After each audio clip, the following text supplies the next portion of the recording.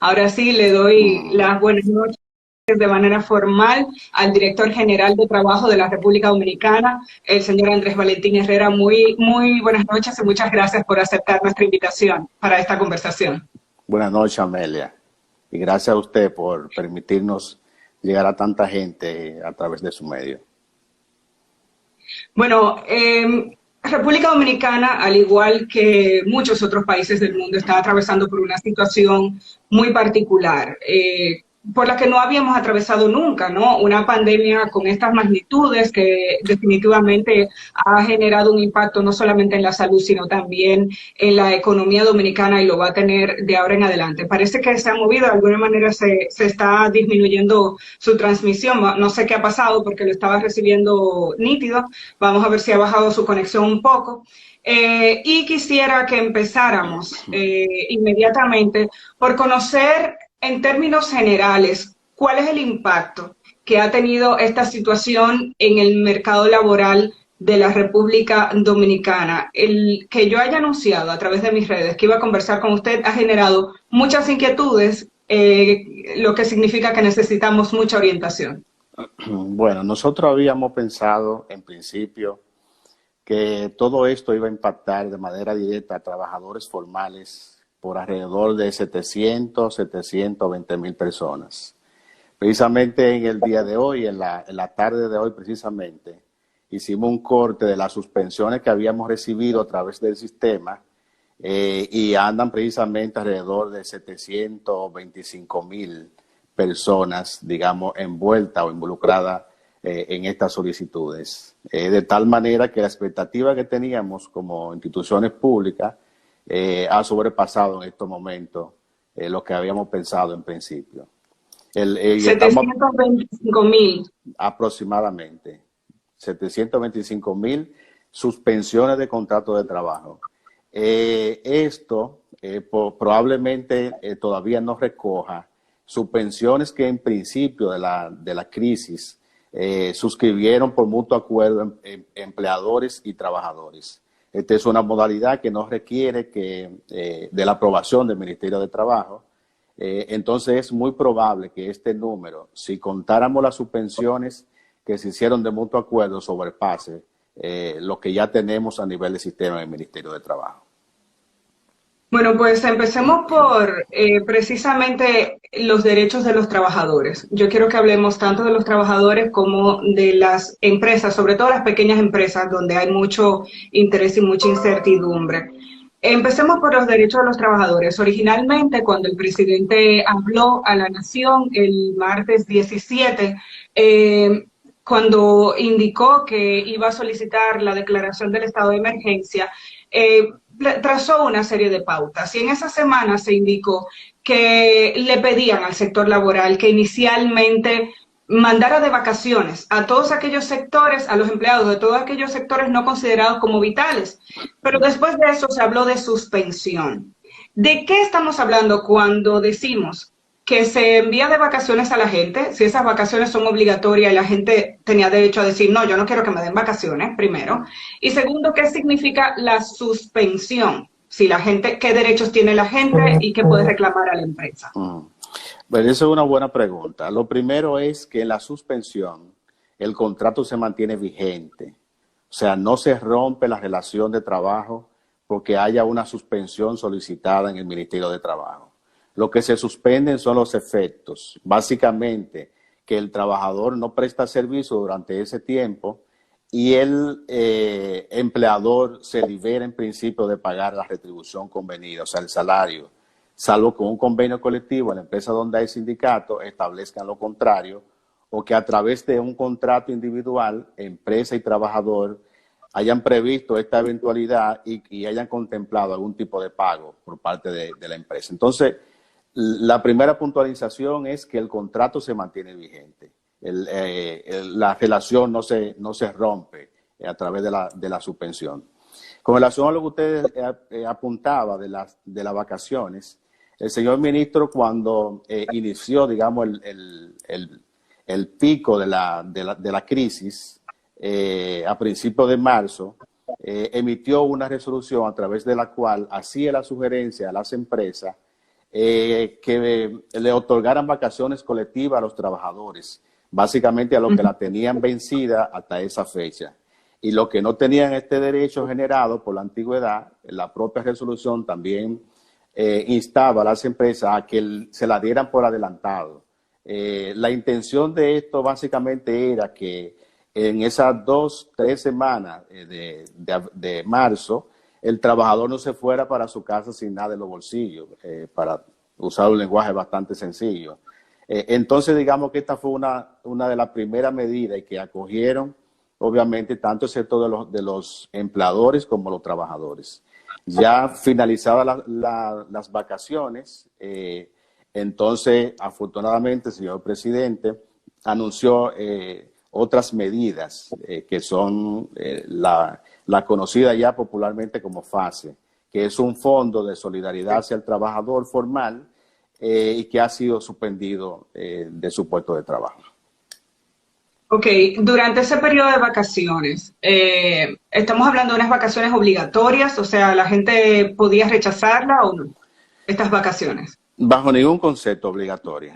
El Código de Trabajo no prevé, digamos, imposiciones, salvo que no sea mandato, obviamente, del propio Código. También la resolución hacía referencia a que el trabajador entendiera, obviamente, la situación por la que estábamos pasando y obviamente, también se diera, digamos, en cuanto a la voluntad en el sentido de que muchos trabajadores, por ejemplo, decían, mis vacaciones yo las tengo planificadas y no las quiero ahora. Y eso necesitaba, obviamente, del consenso de trabajador y empleador. La resolución no imponía, sino que hacía la sugerencia y afortunadamente en un gran porcentaje, tanto empleadores como trabajadores, se pusieron de acuerdo y lograron que en esas 2-3 primeras semanas se fueran a su casa y obviamente con su periodo de vacaciones pagado. Ok.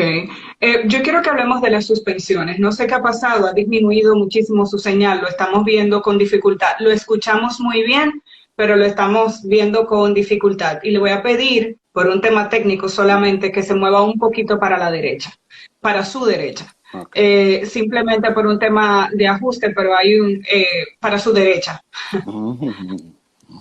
Ok, gracias. Es por un tema de ajuste. Ha disminuido la señal, pero lo estamos escuchando perfecto y estamos entendiendo sus explicaciones. Ojalá y mejore la señal nuevamente, porque lo veíamos muy bien al principio. Con relación a la suspensión, ¿qué significa una suspensión por 60 días? Mucha gente me escribe y me dice, me mandaron para mi casa con una carta de suspensión que me dice, bueno, usted está suspendido, incluso algunos hasta por 90 días, sin disfrute de salario.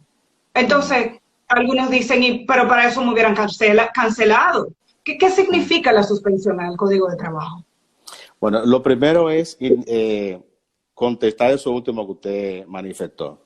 El Ministerio de Trabajo, el gobierno, lo último que aconseja es que termine la relación de trabajo. Eso que usted mencionó, cancelación, que como popularmente se conoce el desahucio, que es la terminación del contrato sin causa. Porque eso implica que el trabajador se fue para su casa, gastó sus prestaciones en 2 o 3 semanas y al final no tiene empleo, sobre todo en este contexto de crisis. Entonces la suspensión es una figura jurídica contemplada en el Código de carácter transitorio, que puede ir de 1 día a 90 días a lo sumo, y lo que procura es que el empleador, ante un contexto de dificultad, pueda sortear, digamos, estas dificultades, que la pueda superar y que el trabajador pueda retomar su puesto de trabajo y siga produciendo tanto la empresa como el trabajador. El sentido, digamos, sencillo, esa es la suspensión. O sea que Pero estamos en un contexto muy particular donde la gente no puede hacer nada. El que lo suspenden, o sea, la suspensión contempla que no te paguen dinero, que no te paguen la mensualidad. Sí, y precisamente por eso que el gobierno crea FASE, porque jurídicamente hablando, durante la suspensión, el empleador queda liberado, no está en la obligación de pagar el salario. Y precisamente por eso que el gobierno entra con digamos, un aporte para que el trabajador no se vaya sin nada durante ese tiempo de crisis, que obviamente es conocido por todos nosotros, que la gran mayoría de las empresas tiene dificultades para continuar con sus operaciones de manera normal. Entonces, precisamente, ese es el objetivo de FASE, de que durante ese tiempo el trabajador, digamos, pueda suplir sus necesidades básicas hasta que salgamos, digamos, de esta crisis y las empresas puedan seguir operando como antes. Pues entremos ahí, entremos a FASE, que se supone que iniciaba hoy de manera oficial. Entiendo que ya la asignación de recursos a las empresas que se han inscrito en este programa. Quiero que me explique de qué se trata, cuáles son las empresas que pueden, los tipos de empresas que pueden entrar ahí, porque tengo muchas inquietudes relacionadas con ese tema. Muy bien. Bueno, FASE tiene dos vertientes que hemos llamado fase 1 y fase 2. Fase 1 es, digamos, un fondo de auxilio hacia el trabajador que ha sido suspendido. O sea, la suspensión ya hemos explicado en qué consiste. Y este fondo contempla un pago que va desde 5,000 pesos hasta 8,500 pesos. Y obviamente es pagado a la cuenta del trabajador por el gobierno durante el tiempo contemplado a través del decreto 143, que específicamente es el mes de abril y el mes de mayo. O sea, estaría contemplando 4 pagos. Ya finalizado mayo, obviamente que habría que replantearse si habría la posibilidad financiera de parte del Estado y obviamente si todavía estamos en un contexto de crisis. Hay, digamos, como condición para que el trabajador pueda tener este derecho, primero es que haya sido suspendido, validado por el Ministerio de Trabajo, y que el trabajador figure en la nómina de TCS al mes de febrero. Es el corte, digamos, que se estableció. Estas son las dos condiciones básicas para que el trabajador pueda tener acceso a base. El propio decreto también establece, como hay un tope de 8,500 pesos, trabajadores que tengan un salario por encima de este tope, que es la gran mayoría sabemos, el decreto insta a las empresas para que puedan completar el salario del trabajador. Instar, o sea, no le estaría imponiendo, sino que hace la exhortación a que lo haga, dentro obviamente de las posibilidades financieras de cada empresa. Entonces, o sea, no es obligatorio completar el 30% restante, no, o el dinero adicional que la empresa contemple, no es obligatorio. el decreto insta y obviamente uno, desde el Ministerio de Trabajo, hace la exhortación y puntualiza a que lo hagan por la condición económica que sabemos que está la mayoría de los trabajadores y que posiblemente sea insuficiente el aporte de los 8,500 pesos. Entonces, No, ¿perdón? sí, dígame. Sí, dígame. No, ¿usted me va a decir? Sí, que precisamente por eso el gobierno, el presidente de la República, a través del decreto, hace la exhortación a que la empresa le pueda completar, digamos, el salario ordinario del trabajador.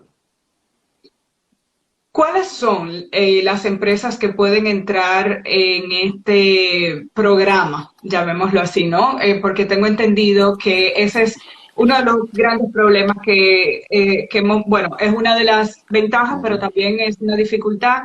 Tengo aquí denuncias o inquietudes de sectores que le han dicho, no, usted no aplica. Entonces, ¿cuáles son los que sí entran y quienes se quedan fuera?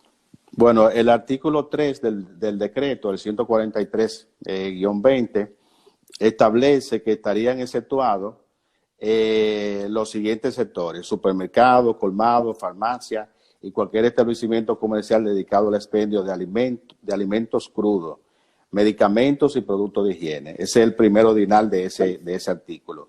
Las empresas de logística, distribución y transporte de materias primas y productos terminados para industria, agroindustria y alimentos, empresas de agricultura, ganadería y pesca, industria de la alimentación, empresas de seguridad privada, explotación de minas y canteras, almacenes de expendio de distribución de alimentos, productos farmacéuticos y agroindustriales, sector financiero, administradora de fondos de pensiones, administradora de riesgos laborales y seguro y sector seguro, multimedios, generadores de energía, sector salud, universidades y telecomunicaciones.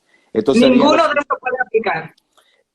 Se supone que ninguna de estas empresas debe de estar solicitando suspensión ante el Ministerio de Trabajo. Okay. Esta que expresamente contempla este artículo del decreto al cual le hacía referencia. Ok, pero son muchos renglones. O sea, se está entendiendo que ninguna de esas empresas, que todas esas instituciones y o empresas van a continuar trabajando en medio de esta situación. Lo que el decreto supone es que estos sectores pudiesen continuar con normalidad sus operaciones en el contexto en el cual estamos. Los supermercados sabemos, por ejemplo, cómo están, el tema de la telecomunicación, la generación de energía, la seguridad privada, porque a pesar de que estamos en crisis, eso es entendible. Las empresas logísticas de distribución que van muy de la mano con el tema de los supermercados, las farmacias, las empresas que se dedican precisamente a la elaboración de higiene, como papel, como toalla y ese tipo de productos, de tal manera que la mención que hace el decreto ciertamente es razonable de que pueden continuar operando de manera normal. Sin embargo, hay sectores que podrían caer dentro de esos renglones que tal vez no están operando. Así que vamos a llegar a algunas de las preguntas que me han transmitido los seguidores durante todo el día, pero quiero antes terminar con la definición del programa, porque usted dice que hay un fase 1 y un fase 2, y quiero que me diga de qué se trata, pero también hay inquietudes relacionadas con el proceso de inscripción. Aparentemente dentro de las reglas está que la empresa esté al día en el pago de la seguridad social, y hay inquietudes con relación a este tema. Uno de nuestros seguidores dice, ¿por qué si no estamos produciendo dinero y todo está frenado, por qué hay que estar al día en la TCS para aplicar al fase 2 y para poder darle el subsidio a los empleados? ¿Cuál es la razón? Y además, ¿qué es la fase 1 y qué es la fase 2? Sí, el decreto habla que esté al día en TCS en el periodo de febrero. En febrero todavía no teníamos este contexto de crisis tan acentuado como está hoy. O sea, no es al día en TCS al mes de abril, sino al mes de febrero, que se supone todas las empresas tenían a sus trabajadores inscritos en la Seguridad Social y que obviamente estaban pagando su facturación normal. Digamos que el corte se hizo al mes de febrero de este año. Hay inquietudes con relación precisamente a la seguridad social. Entrar en la suspensión y acogerse a estos planes, ¿deja sin seguridad social a los empleados? De ninguna manera, no. El Estado estaría asumiendo el costo de la seguridad social de lo que van a fase 1 durante 2 meses. Estamos hablando de abril y de mayo. Y los trabajadores y su dependiente por igual estarían recibiendo las atenciones médicas normal a través de su ARS.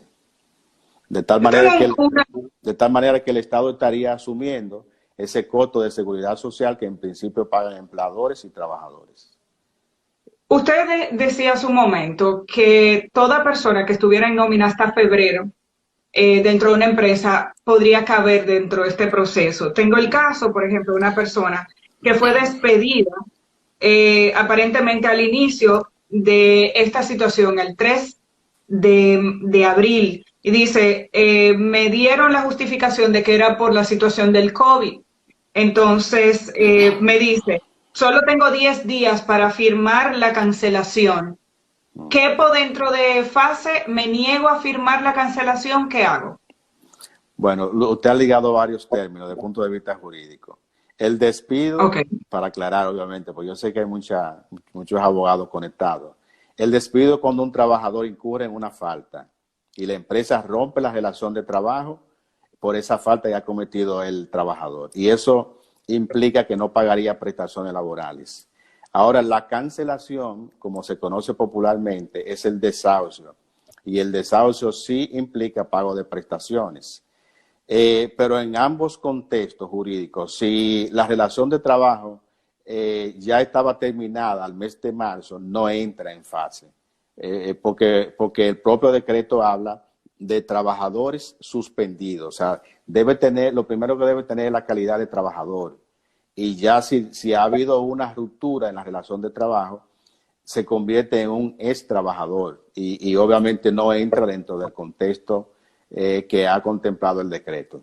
Ahora, por lo que esta persona me dice, la suspensión de la relación laboral se produjo hace poco, aparentemente fue ahora, a principios de abril, y la justificación está relacionada precisamente con el COVID-19. ¿Puede una empresa cancelar en este momento y en este contexto, cancelar la relación laboral con sus empleados a raíz de esta situación, o podría declararse en bancarrota o pagarle la prestación a todo el mundo y decir hasta aquí llegué? Lo primero que nosotros como ministerio no aconsejamos la terminación de contrato de trabajo en este momento. Creo que se lo decía hace un segundito, porque eso lanza al trabajador a la calle sin esperanza de encontrar un puesto de trabajo, porque todas las empresas están en esta situación de suspensión. Ahora, lo que nosotros aconsejamos es que lo puede suspender, el trabajador se beneficia de la ayuda que el gobierno ha contemplado, la relación se mantiene, sorteada este momento de dificultad, la relación puede continuar dentro de la normalidad y el trabajador no pierde su puesto de trabajo. De tal manera que eso es lo que nosotros aconsejamos. Ahora, independientemente a todo esto, si la empresa así lo entiende, si su lógica, digamos, de negocio así lo manda, pueden romper la relación de trabajo. O sea, esto no impide a que lo haga, es un derecho que tiene la empresa, inclusive también es un derecho que tiene el trabajador de poner fin a la relación de trabajo. De tal manera que jurídicamente hablando sí lo pudiese hacer. Lo que sí que genera inquietud, me dicen, ¿tiene la empresa que seguir pagando la seguridad social durante este periodo?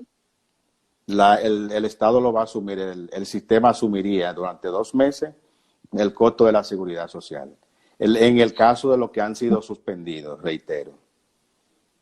Tengo muchas denuncias de diferentes sectores a los que el sistema les ha dicho, estoy buscando la palabra correcta, que no califican, que están dentro del sector económico, un sector económico que no aplica para FASE. Sin embargo, son sectores que hoy en día no están trabajando. Por ejemplo, he recibido múltiples mensajes de los odontólogos y de la asociación, de diferentes asociaciones de odontólogos. Es más, tengo una comunicación con 110 centros que cotizan en la seguridad social, que están al día en el pago de su seguridad social, que en esos centros no solo trabajan los dueños, sino que tienen empleados, secretarias, asistentes, que no generan los mismos recursos que los dueños, y que intentaron aplicar al sistema porque obviamente el que trabaja con la boca hoy en día no puede ejercer la medicina en ese sentido porque se estaría poniendo en riesgo. Y algunos centros, dicen ellos que menos de 20, han podido ingresar a la plataforma del ministerio, pero más de un centenar, insisto, no ha sido rechazado por la plataforma, indicándole que ese sector económico no cabe. Mire, en principio había duda de si cabría, porque el decreto habla del sector salud, pero afortunadamente el equipo técnico tanto del Ministerio de Trabajo, del Ministerio de Hacienda y Economía, consideró que no pueden estar dentro de los sectores excluidos del ámbito del decreto, de tal manera que sí pueden aplicar a fase 1 y a fase 2 también. De todas maneras, nosotros estamos, me imagino que ya esta noche entra en producción, habilitando una ventana de reclamación, digamos, a través del Suite Plus de la Seguridad Social, de tal manera que las empresas y los trabajadores, a través de las empresas que hayan tenido dificultad de que no haya sido aprobado, digamos, su solicitud, pueden canalizar a través de esta vía sus inquietudes y entonces nosotros con más detenimiento analizar y ponderar todos esos factores. Pero les reitero, el sector de la odontología iría dentro de las empresas a la cual puede aplicar para fase 1 y para fase 2. De tal manera que no O sea, estaría excluido como si lo está el sector salud, tal y como menciona el decreto. ¿cuál sería su recomendación porque sé que hay muchos odontólogos viendo, la cantidad de mensajes que he recibido de este sector fue extraordinaria? Mi recomendación es esperar la habilitación de la página y hacer su reclamación por esa vía. Les reitero que posiblemente ya mañana esté listo y a disposición de todas las empresas, de todos los usuarios. Otro sector que preocupa mucho es el sector turismo. El turismo en nuestro país ha caído y las expectativas no son las mejores. Ahí tenemos diferentes personas trabajando en diferentes áreas, desde el hotelero hasta el que ofrece el servicio de transporte, VIP, a pasajeros que vienen del aeropuerto. Entonces, ¿cómo está manejando el Estado esta situación? Porque es un sector que está en una condición de muchísima vulnerabilidad en este momento. Bueno, la mayoría de los hoteles no están operando. Un porcentaje muy, pero muy alto. Y también empresas muy vinculadas a este sector por igual, porque de manera indirecta se ven, o de manera colateral, digamos, se ven afectados en sus operaciones.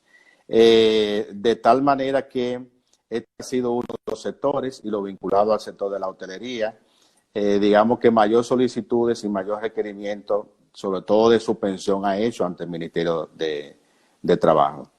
Lamentablemente es un sector que representa un grueso de trabajadores muy importante, por lo que todos conocemos, y uno lo lamenta, y sobre todo apuntar que quizás la recuperación no sea tan rápida como otros sectores. El que va, por ejemplo, a vacacionar, primero debe de planificar sus vacaciones, por lo regular planifica sus vacaciones, pero sobre todo debe sentir la confianza. Y ahora, obviamente, a ninguno nos da confianza de montarse un avión y coger a un lugar a vacacionar. Entonces, quizás sea uno de los sectores que al final de estos 2 meses imponga una revisión, sobre todo del plazo que legalmente pueden estar suspendidos los trabajadores. Y es uno de los sectores que más preocupa, sobre todo por la esperanza del gobierno y lo que esto implica para el aporte a la economía realmente del país. ¿Cómo pueden manejarse, por ejemplo, las agencias de viaje? O, por ejemplo, tengo aquí un reporte de una empresa que se dedicaba al transporte de pasajeros del aeropuerto y el sistema, dicen que estaban al día con la seguridad social, pero el sistema también los ha rechazado. ¿Este sector cabría dentro de la fase, dentro del programa fase? Yo diría que sí. Ahora, debo puntualizar también algo. Muchas empresas se dedican a una actividad que a veces no es la que describen al momento de la constitución de una compañía. Y el sistema es ciego y obviamente va y busca la información sobre toda la actividad económica que la empresa identificó al momento de la constitución de la compañía. Entonces eso ha pasado mucho. En el día de hoy recibimos muchas llamadas y nos dimos cuenta de que, por ejemplo, una empresa que se dedica, digamos, a la fabricación de zapatos, tiene dentro de su actividad comercial al momento de la constitución que se va a dedicar, por ejemplo, a la distribución de comida. Entonces el sistema lo que va a ver es que se dedica a la distribución de comida, por ejemplo. Porque el sistema se va al origen. Se va al origen, obviamente. Se va a la actividad económica que identificó el usuario, la empresa en este caso, al momento de hacer su registro en la seguridad social, o sea, en la tesorería de la seguridad social. Y la tesorería ala esas informaciones de la Dirección General de Impuestos Internos, que es donde se identifica la actividad al momento de usted constituir una compañía. Entonces, ¿usted tiene idea de cuántos casos de este tipo tuvieron en el día de hoy? Bueno, ¿Cuándo empezaron? Ayer, ¿no? Hoy recibimos una cantidad, vamos a decir, de llamadas y de consultas importante. Ahora, la cantidad no tengo el dato ahora mismo de cuánta, porque es un sistema dinámico. Es posible que ahora estemos conversando y estén reportando, sobre todo al CIRLA, que es una plataforma electrónica del Ministerio de Trabajo, de tal manera que el dato no lo tengo con precisión, ciertamente. ¿Por cuánto tiempo estará habilitado este proceso de formulario y de ingreso de las empresas al sistema? ¿Y cuánto tiempo tienen las empresas para poder entrar? Porque se supone que a partir de hoy se comenzaba a pagar. Bueno, el plan el gobierno lo ha proyectado a 2 meses, final de mayo. Como le decía, si al final del plan, digamos, el contexto de crisis se mantiene, yo supongo que sobre todo la comisión especial que el señor presidente creó, se reunirá y contemplará la posibilidad de extender el plan. Obviamente que va a depender mucho de la condición económica, de los fondos, y de qué tan recuperados nosotros estemos y qué digamos, condiciones tenga las empresas para reponerse y para levantarse de todo esto. Entonces yo supongo que finalizado el tiempo que contempla el gobierno, o antes de finalizado ese tiempo, la comisión hará algún proceso de revisión y de evaluación de la posibilidad de extenderlo. Con relación a la solicitud, recordarle que todo esto, sobre todo a fase 1, entra por la solicitud de suspensión, y la suspensión la va a imponer el contexto que tenga la empresa en este momento. Si usted siente la necesidad de hacerlo o la obligación, lo va a hacer ahora, y obviamente el sistema no le va a imponer de que debió hacerlo, por ejemplo, a principios de abril, porque es posible que usted no tuviese la necesidad en ese momento. Obviamente yo creo que eso me responde una pregunta que me hacían. Si una empresa había dado vacaciones hasta ahora, si puede hacer la solicitud de ahora en adelante. Perdón, no lo escuché ahí. Yo creo que eso responde a una pregunta que me habían hecho. Si una empresa había dado vacaciones hasta este momento, entonces si puede solicitar el ingreso a fase a partir de ahora. Sí, sí, claro que sí. Se está interrumpiendo un poco. Exacto. ¿Me escucha?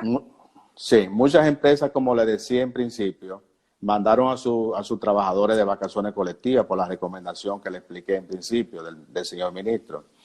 Entonces, finalizadas esas vacaciones, obviamente se encontraban con que su empresa no estaba en la condición digamos, de retomar su trabajo normal. Y entonces la única alternativa que tendrían en ese momento es recurrir a la suspensión.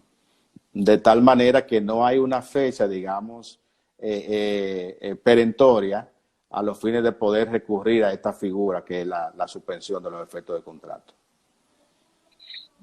Con relación al sector turismo, me queda una inquietud, y es que al principio de esta situación se divulgaron varias informaciones a través de los medios de hoteles que estaban haciendo despidos masivos.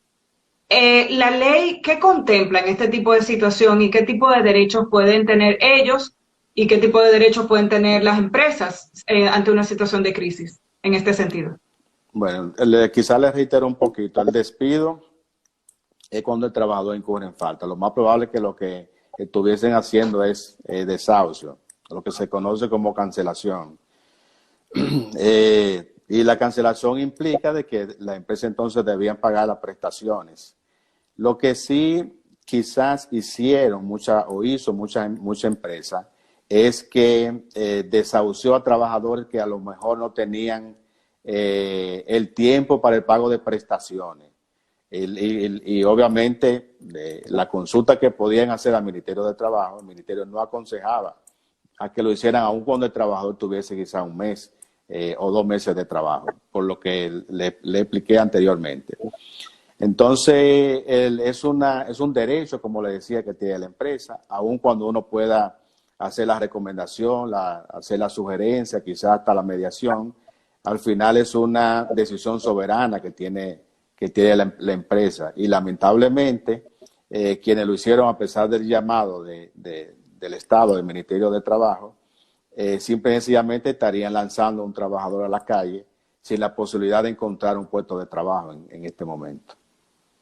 Tengo muchas preguntas, pero yo sé que su tiempo es limitado, así que voy a No se tratar de hacer preocupe. las preguntas que son tal vez que abarcan una mayor cantidad de personas. Por ejemplo, ¿qué camino le queda a los sectores considerados como informales o aquellas pequeñas empresas que todavía no habían empezado su cotización a la seguridad social o no lo tenían como práctica? Podemos mencionar, por ejemplo, los salones de belleza o los trabajadores independientes que tal vez tienen un empleado o dos, un consultorio médico que hoy en día no está operando, pero que tiene una secretaria. Cuéntame cómo se manejaría o si se ha contemplado alguna salida para estas pequeñas empresas. Esa es una muy buena pregunta. Debemos de distinguir dos cosas. Una es el trabajador informal y otra es los trabajadores formales que no han sido formalizados. Aunque suene quizá como un rompecabezas, le explico de inmediato. El informal es el que trabaja por cuenta propia, el que no tiene un empleador que lo mande, que trace la pauta. Ahora, el trabajador formal que no ha sido formalizado es aquel que ejerce un trabajo, que obviamente le pagan un salario por ejercer ese trabajo y que alguien le da órdenes, como el salón de belleza que usted hacía referencia. Gana o un salario o gana, digamos, por lo que hace, por lo que produce. Pero la dueña del salón es quien traza la pauta. Entonces, o los meseros de un restaurante. O los meseros. Entonces ahí eso es un trabajador formal porque se reúnen los elementos que constituyen el contrato de trabajo. Entiéndase, prestación de servicio, el pago de una remuneración y la subordinación. Ahora, ¿qué sucede? Que muchos, digamos, negocios de esa índole no formalizaban o no tenían formalizado a sus trabajadores, entiéndase, no lo tenían en la Seguridad Social y mucho menos en el Ministerio de Trabajo. Desafortunadamente, si esos trabajadores, su empleador inobservó las disposiciones de la Seguridad Social y no lo registró, no pueden ser beneficiados, digamos, con este plan del gobierno de FAS.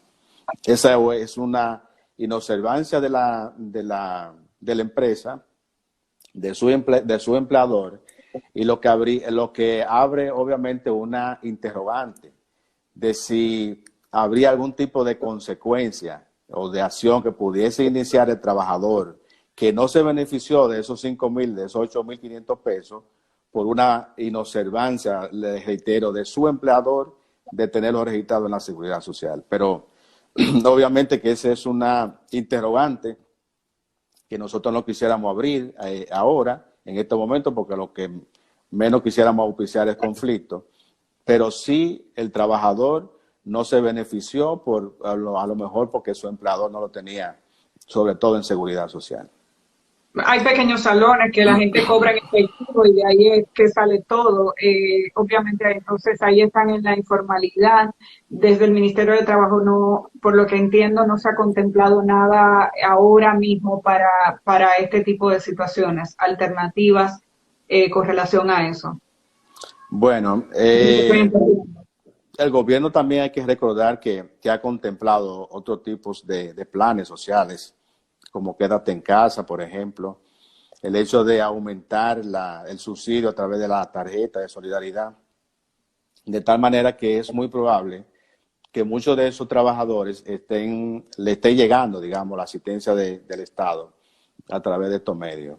Pero ya en el caso específico de los derechos contemplados para trabajadores formales, no entrarían si no están en TCS y Ministerio de Trabajo suspendido.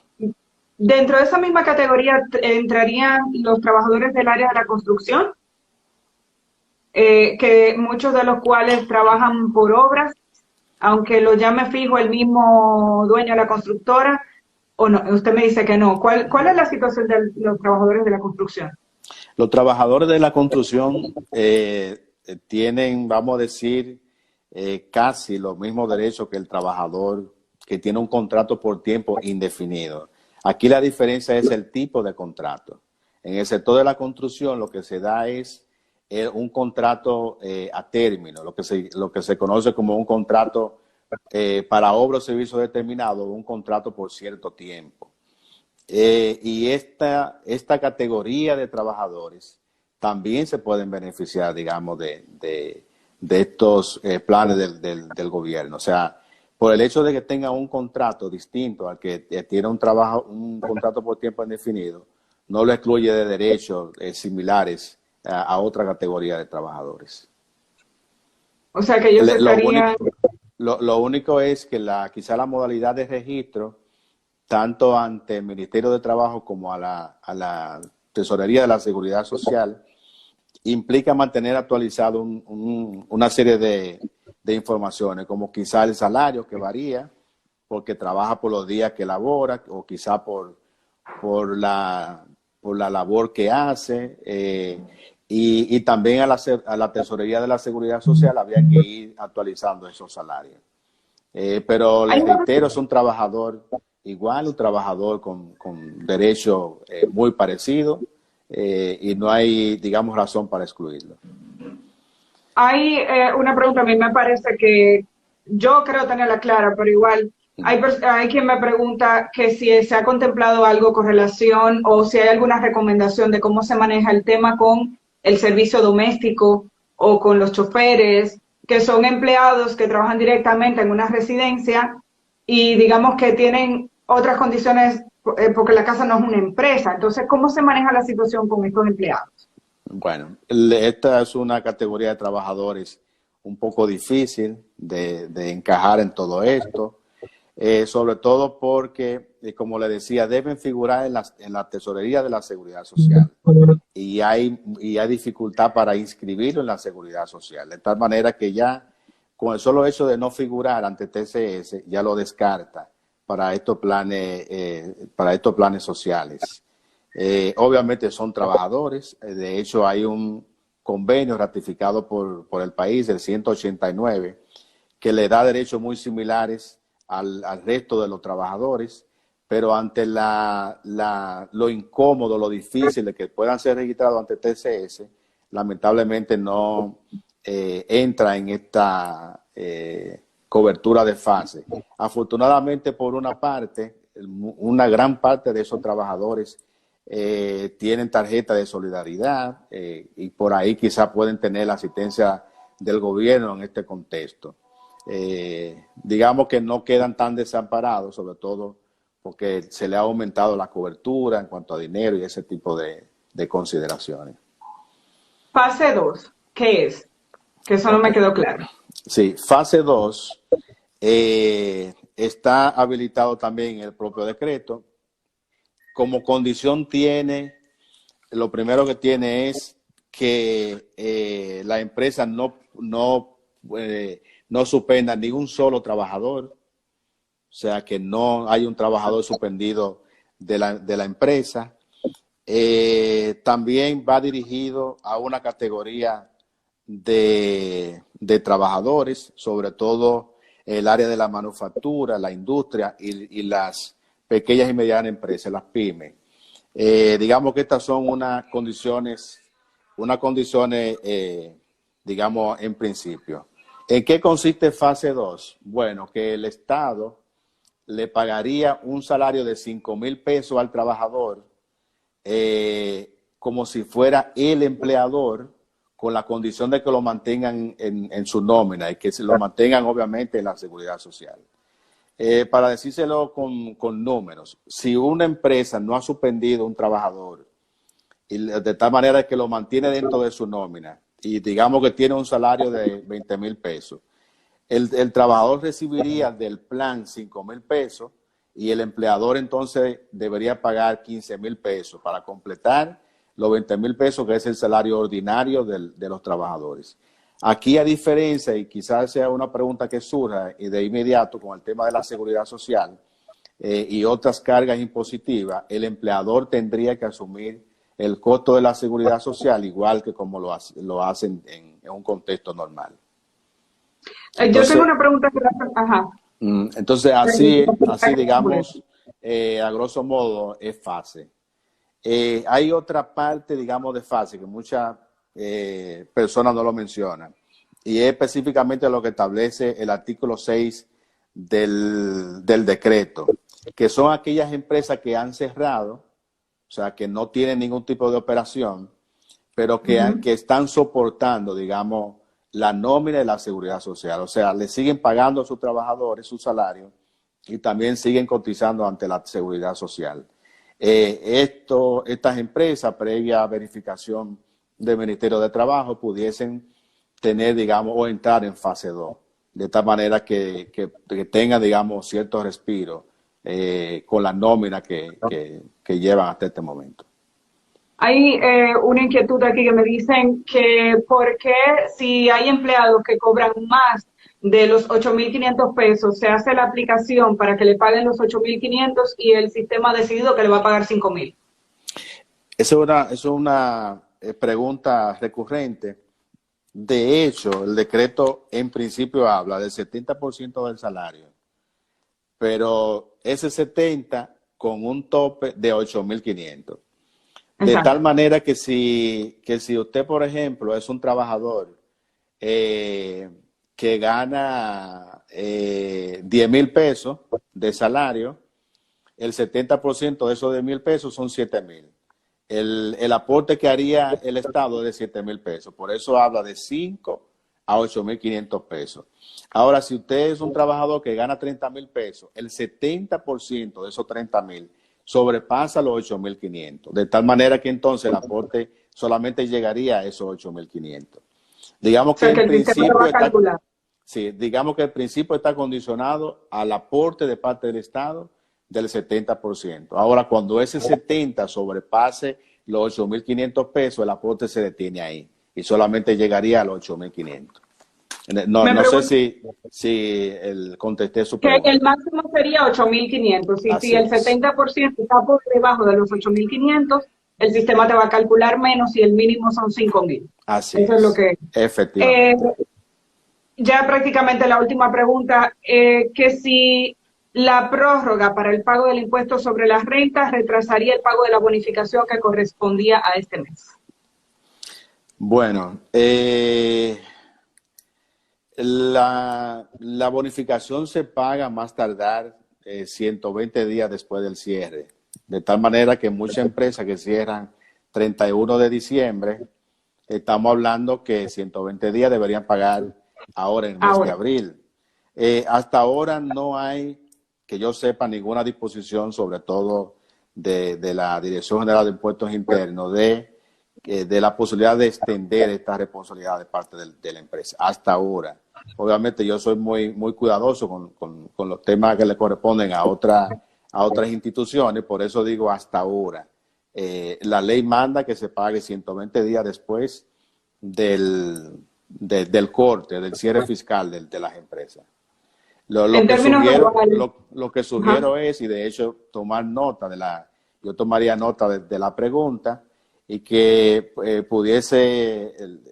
la pudiésemos contestar dentro de un sinnúmero de canales de respuesta que tenemos ante las inquietudes de la población en este sentido. Y obviamente también hacer la consulta ante la Dirección General de Impuestos Internos.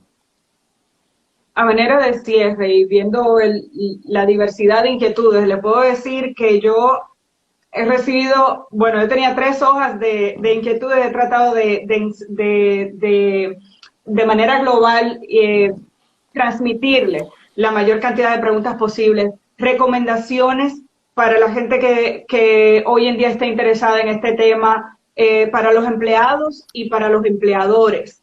¿Cuáles serían sus recomendaciones? ¿Cómo manejar esta situación que es tan particular? Lo primero que uno aconseja en momentos obviamente de dificultad, siempre es mantener la calma, la ecuanimidad y la tranquilidad. Eso es lo primero ya de carácter general. Obviamente de cara al contexto laboral, que es lo que nos concierne, mantenerse atento a las informaciones que van fluyendo de las instituciones. Como le decía, del Ministerio de Planificación, de Economía, Planificación y Desarrollo, del Ministerio de Hacienda y del Ministerio de Trabajo. Estar siempre atento a las cosas que pueden ir surgiendo, a las informaciones que van a ir fluyendo sobre la marcha. Esto ha sido un proceso muy dinámico, muy activo, con muchas horas de trabajo de parte de equipos de estas instituciones, que obviamente implica ir haciendo ajustes, ir haciendo mejoras, de tal manera que la recomendación así de carácter general es mantenerse siempre atento a las informaciones que van fluyendo en los medios y obviamente canales de información como el suyo, y que nosotros agradecemos enormemente de poder llevar mínimamente quizás respuestas ante preguntas que tienen los ciudadanos y los trabajadores. Y en las plataformas del Ministerio de Trabajo están los formularios, los canales. Bueno, yo entré hoy y lo primero que te aparece es eso. O sea que hay muchas formas de acceder a nivel digital. Me Sí. queda un tema interesante e importante que yo creo que debemos reforzar para quienes se conectaron un poco más tarde. Las empresas o instituciones que han tenido problemas, pero que entienden que pueden entrar en el programa, se está abriendo un canal de reclamación, ¿correcto? Quisiera Así que es. refuerce. Sí, así es. Se está habilitando un formulario. Las empresas entrarían a través del Suite Plus de la Seguridad Social, y ese formulario va a recoger las inquietudes, quizás las observaciones de por qué no ha sido acogido o aceptado algún tipo de requerimiento. Como le decía, ¿Este esto formulario va a estar en el Ministerio de Trabajo o en la Seguridad Social? se va a entrar a través de la seguridad social, pero de todas maneras, digamos, hay una interfase de todas estas instituciones, o sea, un canal interno de comunicación que pueden fluir sin ningún tipo de inconveniente la respuesta de los ciudadanos, de las empresas y de los trabajadores en sentido general. Señor Andrés Valentín Herrera, director general de Trabajo del Ministerio de Trabajo de la República Dominicana. Yo quiero agradecerle muchísimo el que haya accedido a sostener esta conversación de una manera tan abierta con nosotros y con toda la gente que durante todo el día y desde anoche comenzó a transmitirnos sus inquietudes. Esperamos que hayan sido respondidas la mayor cantidad de ellas. Yo voy a colocar, haré el esfuerzo por bajar esta entrevista de Instagram y colocarla en mi canal de YouTube, Amelia Deschamps. Espero tenerla disponible desde esta noche para que todo el que no pudo escuchar las explicaciones completas porque pueda acceder a ella. Muchas gracias, de verdad. Gracias Bueno, por ser tan abierto. a la orden siempre. Y de mi parte podemos seguir porque no tengo a dónde ir ahora mismo. No, estamos todos confinados en este momento, no podemos movernos. Muchas Sí, sí. gracias, buenas noches y gracias a todos ustedes por considerar que este era un canal viable para transmitir estas inquietudes. Gracias, buenas noches y más tarde estará esto en YouTube. Hasta Bueno, luego. igual a usted.